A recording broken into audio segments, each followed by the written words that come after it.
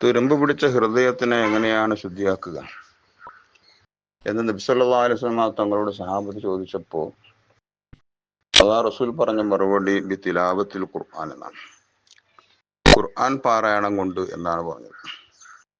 അപ്പൊ ഖുർആൻ പാരായണം ചെയ്തിട്ടില്ലെങ്കിൽ നമ്മുടെ ഹൃദയം തുരുമ്പ് പിടിക്കുകയും അത് നമ്മുടെ ഈമാനിന് തന്നെ നാശം വരുത്തുകയും ചെയ്യും എന്ന കാര്യത്തിൽ സംശയമില്ല. മാത്രമല്ല, നാം ഖുർആനുമായിട്ടുള്ള ബന്ധം വിട്ടുകഴിഞ്ഞാൽ ഖുർആൻ നാളെ പരലോകത്ത് നമുക്കെതിരെ സാക്ഷി പറയും. അള്ളാഹുവിന്റെ റസൂലും നമുക്കെതിരെ സാക്ഷി പറയും. അള്ളാഹുവിന്റെ റസൂൽ പറയും, ഇന്നകൗമ ഇത്തഖദു ഹാദൽ ഖുർആന മഹ്ജൂറ. അള്ളാഹുവെ, എന്റെ ജനത ഈ ഖുർആനെ ഉപേക്ഷിച്ചിരിക്കുന്നു എന്ന് അള്ളാഹു റസൂലും പരാതിപ്പെടുമെന്ന് ഖുർആൻ തന്നെ പറഞ്ഞിട്ടുണ്ട്. അതുപോലെ തന്നെ നാം പാരായണം ചെയ്തുകൊണ്ടിരിക്കുകയാണെങ്കിലോ എണ്ണമറ്റ പ്രതിഫലങ്ങൾ നമുക്കതിൽ നിന്ന് ലഭിക്കുകയും ചെയ്യും. 40 ദിവസത്തിൽ ഒരു ഖത്മത്തെങ്കിലും ഓതണം എന്നാണ് മഹാന്മാർ നമ്മെ ഉണർത്തിയിട്ടുള്ളത്. അതിൽ കൂടുതൽ 40 ദിവസത്തിനേക്കാളും കൂടുതലാവുക എന്നത് കറാഹത്താണെന്ന് വരെ അവർ രേഖപ്പെടുത്തിയിട്ടുണ്ട്. പരിശുദ്ധ റമദാനെ സംബന്ധിച്ചിടത്തോളം നമുക്ക് പകൽ സമയത്തും മറ്റുമൊക്കെ ധാരാളം ഖുർആൻ ഓതാനുള്ള അവസരങ്ങളുണ്ട്. ചുരുങ്ങിയത് 2 ഖത്മെങ്കിലും ഓതണം എന്നാണ്. യാസീനും മറ്റും തബാറക്കിയൊക്കെ ഓതിക്കൊണ്ട് മാത്രം മതിയാക്കുന്ന ധാരാളം പേരുണ്ട്. ദിവസവും യാസീൻ ഓതും, തബാറക്ക് ഓതും, ഇദാവക്കഴത്തി ഓതും, അതുകൊണ്ട് മാത്രം മതിയാക്കുന്നവരുണ്ട്. അതുപോരാ, ആദ്യം മുതൽ അവസാനം വരെ ഖുർആൻ ഓതി തീർക്കുക തന്നെ വേണം. ഇനി ഖുർആൻ ഓതാൻ അവനക്ക് അറിയില്ലെങ്കിൽ ഖുർആൻ എടുത്തുകൊണ്ട് അവൻ നോക്കുകയെങ്കിലും വേണം. ഓരോ ദിവസവും ഓരോ പേജ് ഇങ്ങനെ നോക്കി ഒരു ഖത്മ് തീർക്കുന്ന വിധം 4 ദിവസത്തിനുള്ളിൽ അവൻ നോക്കി തീർക്കുകയെങ്കിലും വേണം. അതിനും അല്ലാഹു സുബ്ഹാനഹു വ തആല വലിയ പ്രതിഫലം നമുക്ക് നൽകും. കാരണം 4 വസ്തുക്കളിലേക്ക് നോക്കൽ ഇബാദത്താണ്. അതിൽ ഒന്ന് നമ്മുടെ ഉമ്മയുടെ മുഖമാണ്. രണ്ടാമത്തേത് പരിശുദ്ധമായ കഅബ ഷരീഫാണ്. കഅബ ഷരീഫിലേക്ക് ഇങ്ങനെ നോക്കിയിരിക്കൽ സുന്നത്താണ്. മൂന്നാമത്തേത് പരിശുദ്ധ ഖുർആനാണ്. അതിലേക്ക് നോക്കൽ സുന്നത്താണ്, കൂലിയുണ്ട്. നാലാമത്തേത് ആലിമിന്റെ മുഖമാണ്. എന്നാൽ ഖുർആൻ ഓതാൻ അറിയില്ല എന്ന് പറഞ്ഞുകൊണ്ട് ഇന്ന് ഇക്കാലത്ത് ഇരിക്കേണ്ടതില്ല. അറിയാത്തവർ പഠിക്കാൻ വേണ്ടി ശ്രമിക്കണം. ഇന്ന് പലവിധ സംവിധാനങ്ങളും ഓൺലൈനായിട്ടും മറ്റുമല്ലാതെയും ബഹുമാനപ്പെട്ട സമസ്ത കേരള ജമിയത്തുൽ ഉലമയുടെ കീഴിലൊക്കെ ആയിട്ട് ധാരാളം മാർഗങ്ങളും സംവിധാനങ്ങളും അതിനുണ്ട്. മഹാന്മാരൊക്കെ മഹാന്മാരായത് പരിശുദ്ധ ഖുർആൻ പാരായണത്തിലൂടെയാണ്. അവരൊക്കെ ധാരാളം ഖുർആൻ ഓതിയവരായിരുന്നു. ബഹുമാനപ്പെട്ട ഇമാമുന ഷാഫി റളിയല്ലാഹു അൻഹു ദിവസവും ഒരു ഖത്മ് ഓതിയിരുന്നു. റമദാനായി കഴിയുമ്പോൾ 2 ഖത്മ് ഓതിയിരുന്നു. അതുപോലെ തന്നെ ബഹുമാനപ്പെട്ട ഇമാം അബൂ ഹനീഫ റളിയല്ലാഹു അൻഹു ദിവസവും 2 ഖത്മ് റമദാനിൽ ഓതിയിരുന്നു. സഹാബത്തിൽ പ്രമുഖരായ സഹാബത്ത് പലരും അങ്ങനെ തന്നെയായിരുന്നു. ബഹുമാനപ്പെട്ട ഖത്താദ റളിയല്ലാഹു അൻഹു ഒറ്റ രാത്രിയിൽ തന്നെ റമദാനിൽ ഒരു ഖത്മ് തീർക്കാറുണ്ടായിരുന്നു. നമുക്കൊക്കെ സുപരിചിതയായ ബഹുമാനപ്പെട്ട നഫീസത്തുൽ മിസ്രിയ റളിയല്ലാഹു അൻഹ, മഹദി അവറുകൾ തന്റെ മുറ്റത്ത് തന്റെ കരങ്ങളെ കൊണ്ട് തന്നെ ഒരു കബർ കുഴിച്ച് ആ കബറിൽ ഇറങ്ങിയിരുന്ന് 18,000 ഖത്മ് തീർത്തിട്ടുണ്ട് എന്നാണ് ചരിത്രം പറയുന്നത്. ഇനി ആ കബറിലേക്ക് പോകുമ്പോൾ മഹദിക്കൊന്നും പേടിക്കാനില്ല. എന്തൊരു പ്രകാശവും തിളക്കും സഹായവുമായിരിക്കും അവിടെ ഉണ്ടാവുക. മഹദി നമ്മോട് ചില ഉപദേശങ്ങൾ നൽകുന്നുണ്ട്. അതിൽപ്പെട്ട ചില ഉപദേശങ്ങളാണ്: വിശ്വാസം ഇല്ലാതെയാകുന്നതോടെ മനുഷ്യ നിന്നിലെ നീ മരിക്കുന്നു. വിശ്വാസം ഇല്ലാതെയാകുന്നതോടുകൂടി നിന്നിലെ നീ മരിക്കുന്നു. സൽസ്വഭാവത്തിലൂടെ നിന്റെ വിശ്വാസത്തെ നീ പാകപ്പെടുത്തണം. കണ്ടോ, സൽസ്വഭാവമാണ് പ്രധാനം. സൽസ്വഭാവത്തിലൂടെ നിന്റെ വിശ്വാസത്തെ നീ പാകപ്പെടുത്തുക. ശേഷം ഹൃദയത്തിലേക്ക് വിനയത്തിന്റെ പാത ഒരുക്കുക. അഹങ്കാരം ഒരിക്കലും നിന്റെ ഹൃദയത്തിൽ ഉണ്ടാവരുത്, അത് ഒഴിവാക്കണം. എന്നാൽ അല്ലാഹു തആല നിന്നെ തേടി വരും. അഹങ്കാരത്തെ നീ ഒഴിവാക്കിയാൽ അല്ലാഹു തആല നിന്നെ തേടി വരും.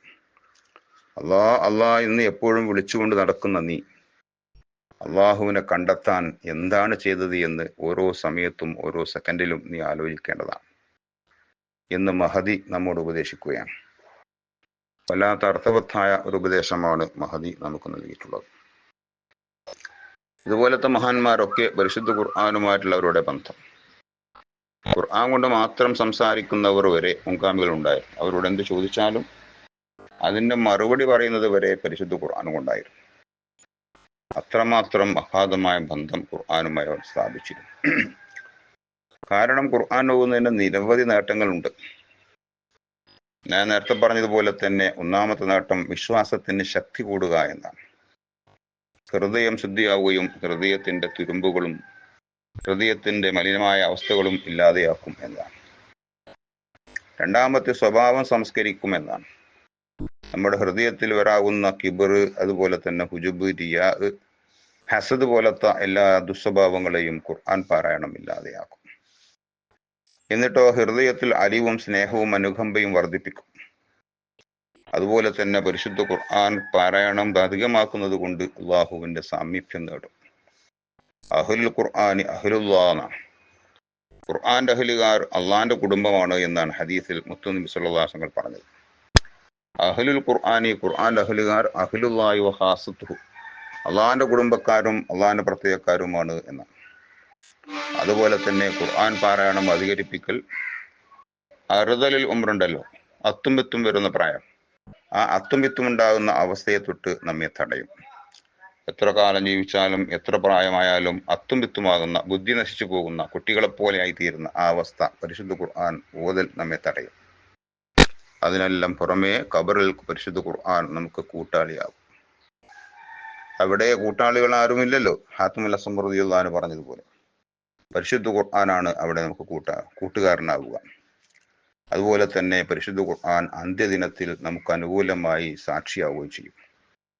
ഇഖ്റഉൽ ഖുർആന, നിങ്ങൾ ഖുർആൻ ഓതുക. ഫഇന്നഹു യഅതി യൗമുൽ ഖിയാമത്തി ഷഫീഅൻ ലി അസ്ഹാബിഹി, കാരണം ഖുർആൻ അവസാന നാളിൽ അതിന്റെ ആളുകൾക്ക്, ഖുർആൻ ഓതിക്കൊണ്ടിരുന്ന ആളുകൾക്ക് ശുപാർശകനായിട്ട് വരും. ഇതിനൊക്കെ പുറമെ എണ്ണമറ്റ കൂലിയാണ് പരിശുദ്ധ ഖുർആൻ പാരായണത്തിൽ നിന്നുണ്ടാവുക. ഖുർആൻ മനഃപ്പാഠമാക്കുക എന്നത് വലിയ പുണ്യമുള്ള കാര്യമാണ്. അത് ഫർദ് കിഫായത്തുമാണ്, സാമൂഹ്യ ബാധ്യതയും കൂടിയാണ്. ഖുർആൻ മനഃപ്പാഠമാക്കിയവന്റെ മാതാപിതാക്കൾക്ക് നാളെ പരലോകത്ത് പ്രകാശത്താലുള്ള കിരീടം അണിയിക്കപ്പെടുമെന്ന് നബി സ്വല്ലല്ലാഹു അലൈഹി വസല്ലം പറഞ്ഞിട്ടുണ്ട്. മാത്രമല്ല ഖുർആൻ ഹാഫിളായ മനുഷ്യനിക്ക് കുടുംബത്തിലെ 10 പേർക്ക് ശുപാർശ ചെയ്യാനുള്ള അധികാരവും അല്ലാഹു തആല കൊടുക്കും എന്ന് പറഞ്ഞിട്ടുണ്ട്. അതൊക്കെ ഖുർആനിന്റെ പ്രത്യേകതകളാണ്. പക്ഷേ ഖുർആൻ ഹാഫിളായ ആളുകൾ അതിന് ചില അദബുകളും മര്യാദകളും ഉണ്ട്, അവർ പാലിച്ചിരിക്കണം. ഇല്ലെങ്കിൽ അത് അവർക്ക് ദോഷം ഉണ്ടാക്കും എന്ന കാര്യം അവർ ശ്രദ്ധിക്കേണ്ടതുണ്ട്. പരിശുദ്ധ ഖുർആൻ ഖത്മ് തീർത്ത് നാം ദുആ ചെയ്യുകയാണെങ്കിൽ ആ ദുആഇന് 4000 മലക്കുകൾ ആ ദുആക്ക് ആമീൻ പറയുമെന്നാണ് ഹദീസിൽ വന്നിട്ടുള്ളത്. ഇങ്ങനെയുള്ള ധാരാളം മഹത്വങ്ങളും പുണ്യങ്ങളും നമുക്ക് ഖുർആൻ പാരായണത്തിലൂടെ ലഭിക്കുന്നതാണ്. അതുകൊണ്ട് ഖുർആൻ പാരായണം പരിശുദ്ധ റമളാൻ മാസത്തിൽ കഴിവിന്റെ പരമാവധി വർദ്ധിപ്പിക്കാനും കൂടുതൽ ഓതി ഖത്മുകൾ ഉണ്ടാക്കാനും നാം ശ്രമിക്കണം. അതുപോലെ തന്നെ വളരെ പ്രധാനപ്പെട്ട ഒരു സുന്നത്താണ് റമളാനിൽ എഴുത്തിക്കാഫിരിക്കുക.